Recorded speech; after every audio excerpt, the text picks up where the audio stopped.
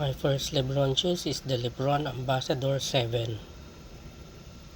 Next one is the LeBron 18 Low All Black or Triple Black.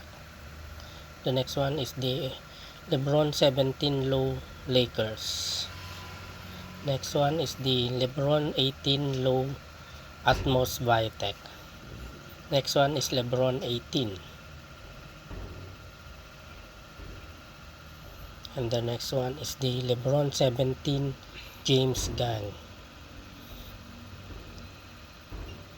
That's all my LeBron collections. This one, there's low and high. LeBron shoes is very good shoes, especially in basketball, and it is all the box LeBron 17 of the LeBron 17s, and I also have the box of LeBron 18.